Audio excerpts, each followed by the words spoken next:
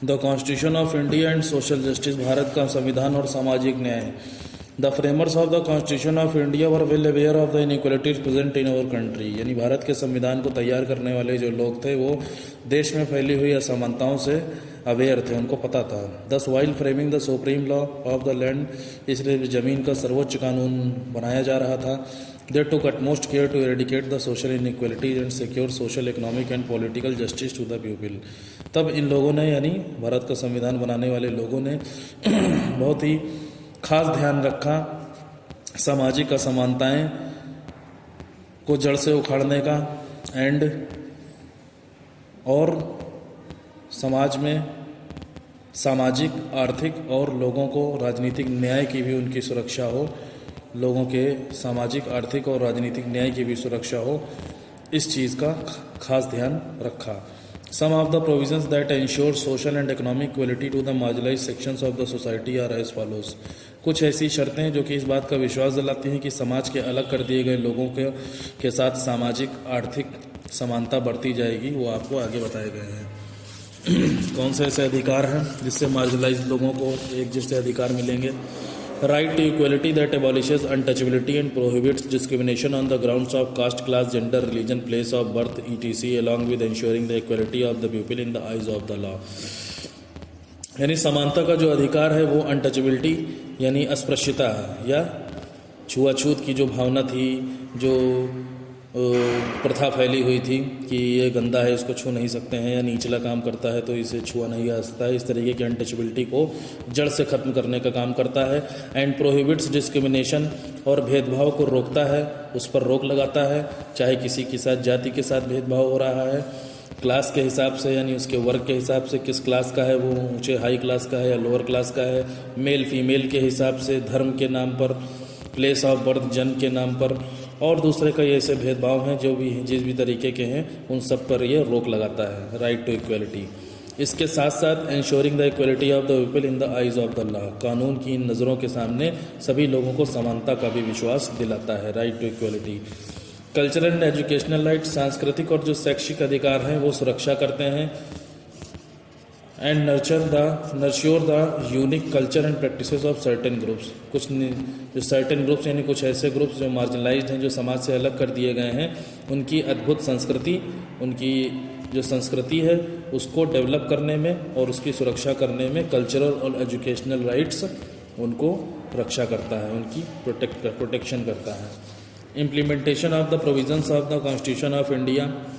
भारत के संविधान में जो शर्तें दी गई हैं उनको लागू कैसे किया गया। In order to give effect to the provisions of the constitution of India, the government of India has introduced various measures aimed at the upliftment of the schedule caste, schedule tribes and other marginalised sections of the society. भारत के संविधान में दी गई शर्तों को effect करने के लिए या उनको लागू करने के लिए भारत की सरकार ने कुछ बातें बताई हैं, उससे इंट्रोड्यूस कराया है, जो कि शेड्यूल कास्ट, अनुसूचित जातियों को, अनुसूचित जनजातियों को या आदिवासियों को और दूसरे समाज से अलग कर दिए गए लोगों को अपलिफ्ट करने की यानी उनको आगे बढ़ाने की, उनको प्रोग्रेस करने के लिए कुछ बातें बताई गई हैं। In order to give effect the provisions of the constitution, the government of India has introduced various measures aimed at the upliftment of, हाँ ठीक है, सरकार ने कुछ ऐसी बातें बताई हैं जो कि शेड्यूल कास्ट, शेड्यूल ट्राइब्स और समाज के अलग कर दिए गए लोगों को अपलिफ्ट करती हैं। ठीक है, upliftment of the schedule caste, अब है कौन कौन सी वो बातें? Seats have been reserved for the schedule caste in the Lok Sabha and state assemblies to foster their political participation. Seats have been reserved यानी अनुसूचित जातियों के लिए, शेड्यूल कास्ट के लिए सीटें आरक्षित कर दी गई हैं, रिजर्व कर दी गई हैं लोकसभा में और राज्य की विधानसभाओं में, जिससे कि उनकी जो राजनीतिक भागीदारी है उसको प्रोत्साहन दिया जा सके, एनकरेजमेंट दिया जा सके। Concessions, scholarships and reservations have been provided to them in the educational institutions. Concessions मतलब रियायत देना, छूट देना, स्कॉलरशिप छात्रवृत्ति देना, एंड रिजर्वेशंस और आरक्षण have been provided to them, ये उन्हें उपलब्ध कराए गए हैं इन द एजुकेशनल इंस्टीट्यूशन, शैक्षिक संस्थानों में, यानी स्कूलों में, कॉलेजेस में या हायर स्टडीज़ करने के लिए आप बाहर जाते हैं तो फीस वगैरह में छूट मिलती है, छात्रवृत्ति यानी स्कूल की तरफ से पैसा मिलता है, ग्रांट मिलती है, एंड रिजर्वेशंस और सीटों के लिए आरक्षण भी मिलता है जो कि समाज के अलग कर दिए गए लोगों के लिए है। Employment opportunities have been reserved for them in the government and semi government offices, यानी सरकारी और अर्ध सरकारी गवर्नमेंटल और सेमी गवर्नमेंट जो ऑफिसेज हैं उसमें नौकरियों के मौके भी ऐसे लोगों के लिए रिजर्व कर दिए गए हैं। अनटचबिलिटी हैज़ बीन एबॉलिश्ड, अस्पृश्यता को या अनटचबिलिटी को जड़ से ख़त्म कर दिया गया है। And all public places have been thrown open to all, जितने भी पब्लिक प्लेसेज हैं उन सब को सभी के लिए खोल दिया गया है। Act such as prevention of atrocities act, अब कानून या अधिनियम जैसे कि अत्याचार अधिनियम पर रोक लगाना या अत्याचार के ऊपर रोक लगाने का जो कानून है been introduced to eradicate the exploitative practices against them, वो इंट्रोड्यूस कराता है या परिचय देता है इस बात का कि जो भी अत्याचार करने वाली, शोषण करने वाली प्रथाएं हैं, इनके खिलाफ जो भी काम किए जाते हैं ऐसे लोगों के लिए, उनको जड़ से ख़त्म करता है, इरेडिकेट करता है। प्रिवेंशन ऑफ एट्रोसिटीज़ एक्ट, यानी ऐसे लोगों के साथ कोई भी गलत काम होता है, उन पर कोई भी अत्याचार किया जाता है, उनको परेशान किया जाता है, तो इस कानून के हिसाब से पनिशमेंट दिया जाएगा ऐसे लोगों को। Upliftment of the scheduled tribes, अनुसूचित जातियों को कैसे प्रोग्रेस की गई, उनको कैसे उठाया गया। Various efforts are being made to encourage education and improve the standard of living to the tribals, बहुत सारी कोशिशें करी गई हैं प्रोत्साहित करने के लिए उनकी शिक्षा को और उनके जीवन जीने के स्तर को और ज़्यादा इम्प्रूव करने के लिए, सुधारने के लिए आदिवासियों के बहुत सारी कोशिशें करी गई हैं। Seats have been reserved for them, इनके लिए भी सीट रिजर्व कर दी गई हैं लोकसभा में और राज्य विधानसभाओं में। To allow them to voice their opinion, जिससे कि वो भी अपनी राय, जो उनकी ओपिनियन है, अपनी आवाज़ जो उनकी है उसको उठा सकें। In the decision making process, फैसले लेने की जो प्रोसेस है देश के लिए, उसमें वो भी अपना वॉइस को उठा सकें, आवाज़ को अपनी उठा सकें। Advisory committees have been set up to monitor welfare and suggest measures for the development of the tribals, आदिवासियों के विकास के लिए बहुत सारी सलाहकार कमेटियां बनाई गई हैं, ग्रुप्स बनाए गए हैं, सेटअप किए गए हैं, जिससे कि उनकी भलाई से जुड़े हुए काम और उनमें बहुत सारे ऐसे मेजर्स बताए गए हैं, तौर तरीके बताए गए हैं, जिससे कि उनके विकास को और ज़्यादा डेवलपमेंट को बढ़ाया जा सके। वॉलेंट्री ऑर्गेनाइजेशंस, यानी शुरुआती जो ऑर्गेनाइजेशंस हैं, that aim at developing the skills of the tribals, जिनका उद्देश्य होता है, जिनका लक्ष्य होता है कि वो आदिवासियों के अंदर स्किल को डेवलप करें, have also been aided by the government, ऐसे जो ऑर्गेनाइजेशन होते हैं उनकी मदद भी सरकार करती है पैसा दे करके। अपलिफ्टमेंट ऑफ वीमेन, महिलाओं को कैसे उठाया जाए, उनको भी सोसाइटी में कैसे ऊंचा दर्जा देगी सरकार कॉन्स्टिट्यूशन के जरिए। वेरियस स्कीम्स सच एज बेटी Bachao Beti Padhao have been introduced to promote the education of girls, बहुत सारी स्कीमें जैसे कि बेटी बचाओ बेटी पढ़ाओ जैसी स्कीमें जो हैं उनसे इंट्रोड्यूस कराया गया है, जिससे बच्चों की शिक्षा को या बेटियों की शिक्षा को प्रमोट किया जा सके, उसको बढ़ावा दिया जा सके। इंसेंटिव्स एंड कंसेशंस, यानी प्रेरणादायक, ठीक है, प्रोत्साहित करने के लिए या फिर छूट से जुड़ी हुई जो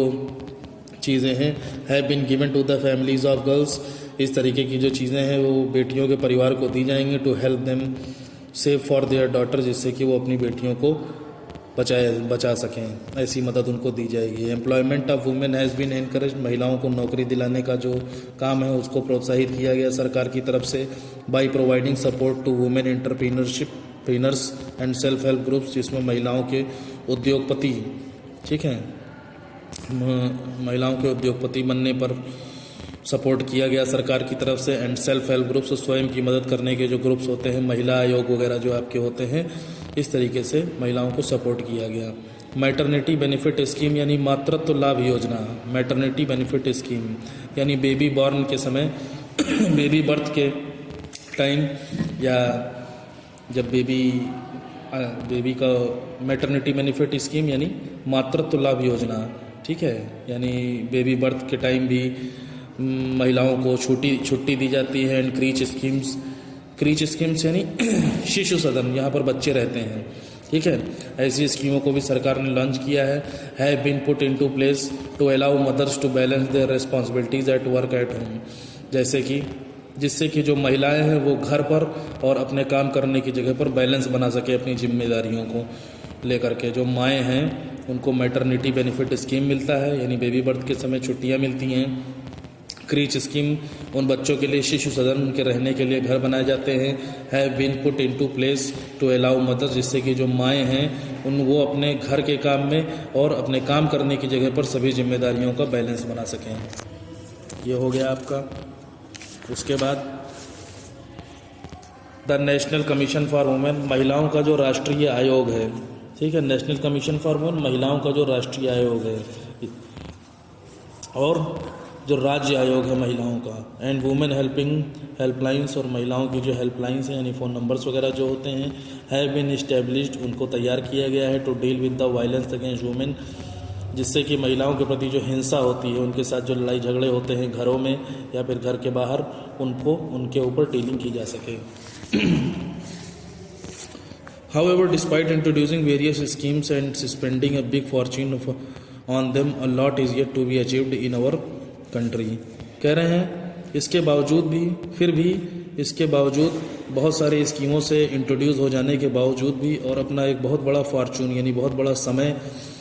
इन लोगों के लिए स्पेंड करने के बावजूद, a lot is yet to be achieved in our country, हमें अपने देश में भी बहुत सारी चीज़ों को गेन करना है, पाना है। For example, through the practice of untouchability has been more or less educated from the urban areas. उदाहरण के तौर पर कि प्रैक्टिस ऑफ अनटचबिलिटी, जो अनटचबिलिटी की प्रैक्टिस है या छुआछूत की जो भावना है या जो प्रथा है, वो अभी भी मौजूद है बहुत सारे शहरी इलाकों में भी, ठीक है, अभी भी बची हुई है शहरी इलाकों में या ग्रामीण इलाकों में, जो कि देखने को मिलती है। It is still prevalent in the rural areas, इसके साथ साथ ये रूरल एरियाज़ में भी मौजूद है, यानी ग्रामीण और शहरी इलाकों में अनटचबिलिटी ख़त्म हो जाने के बावजूद भी अभी तक मौजूद है। Thus it is not until the supplement of the government scheme measure that equality can be established in our society. इसलिए ये चीज़ तब तक नहीं पूरी हो सकती है जब तक कि समाज में दस इट इज़ नॉट अंटिल, इसलिए ये तब तक पूरा नहीं किया जा सकता है, सरकार की स्कीमों को पूरा तब तक नहीं किया जा सकता है, और उनके मेजर्स को, उनको तौर तरीके को तब तक पूरा नहीं किया जा सकता है, that equality can be established in our society, जब तक कि हम समाज में अपने समानता नहीं लाएंगे। ठीक है, इसलिए हमें सबको एक ही नज़र से देखना चाहिए, सबको समान रूप से देखना चाहिए, कोई छोटा बड़ा नहीं है। ठीक है, जब तक कि हम अपने समाज में इक्वलिटी नहीं ला पाएंगे, तब तक कि सरकार की जो स्कीमें हैं और जो उनके तौर तरीके हैं, उनके जो मेजर्स हैं, वो पूरे नहीं किए जा सकते हैं। ठीक है, उनको कंप्लीट नहीं किया जा सकता है। ये हो गया आपका chapter. Next on next term. Thank you very much.